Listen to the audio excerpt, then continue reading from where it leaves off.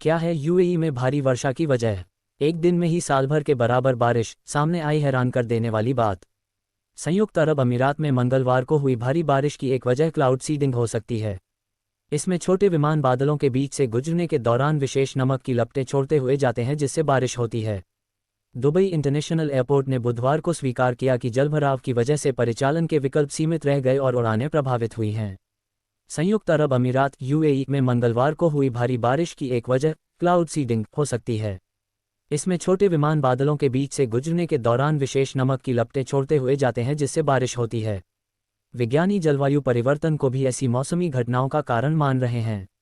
सोमवार से शुरू होकर मंगलवार को पूरे दिन बहरीन, ओमान, कतर और सऊदी अरब में भी बारिश हुई, लेकिन यूएई में बारिश तेज थी। सरकारी समाचार एजेंसी डब्ल्यूएम ने इसे मौसम की ऐतिहासिक घटना कहा, जो 1949 में आंकड़ों का एकत्रीकरण शुरू होने के बाद से दर्ज बारिश के किसी भी आंकड़े से अधिक रही। राष्ट्रीय मौसम विज्ञान केंद्र के विज्ञानियों के हवाले से कई खबरों में बताया गया कि भारी बारिश से पहले उन्होंने 6 या 7 क्लाउड सीडिंग उड़ानें संचालित की थीं। हालांकि मौसम विज्ञान केंद्र ने इस बारे में बुधवार को कोई आधिकारिक जानकारी नहीं दी। फ्लाइट ट्रैकिंग डाटा के विश्लेषण से पता चला कि यूएई के क्लाउड सीडिंग प्रयासों से जुड़े एक विमान ने सोमवार को देश के ऊपर उड़ान भरी थी। यूएई अपने घटते भूजल का स्तर बढ़ाने के लिए क्लाउड सीडिंग का सहारा लेता है।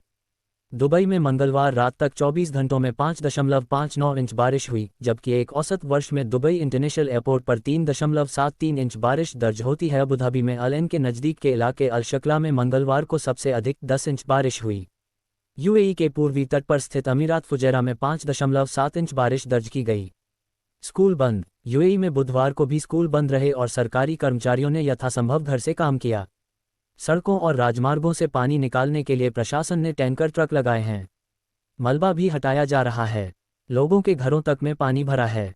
राहत की बात यह है कि जान माल का ज्यादा नुकसान नहीं हुआ है। पुलिस ने बताया कि वाहन बह जाने की वजह से रास अल खैमाह में एक 70 वर्षीय बुजुर्ग की मौत हो गई। दुनिया के सबसे व्यस्ततम हवाई अड्डों में से एक दुबई इंटरनेशनल एयरपोर्ट के टैक्सीवे पर जलभराव के कारण मंगलवार रात विमानों का आवागमन रोक दिया गया। दुबई इंटरनेशनल एयरपोर्ट ने बुधवार को स्वीकार किया कि जलभराव की वजह से परिचालन के विकल्प सीमित रह गए और उड़ानें प्रभावित हुई हैं, क्योंकि विमानों के चालक दल हवाई अड्डे तक नहीं पहुंच सके। परिचालन सामान्य होने में कुछ समय लगेगा। एयरपोर्ट के सीईओ पॉल ग्रिफिथ ने बताया कि जलभराव की स्थिति बुधवार सुबह भी बनी रही, लिहाजा कुछ विमानों को दुबई के ही अल मक्तोम एयरपोर्ट पर डाइवर्ट करना पड़ा। कई एयरलाइनों ने दुबई से आने जाने वाली कई उड़ानों को रद्द कर दिया है।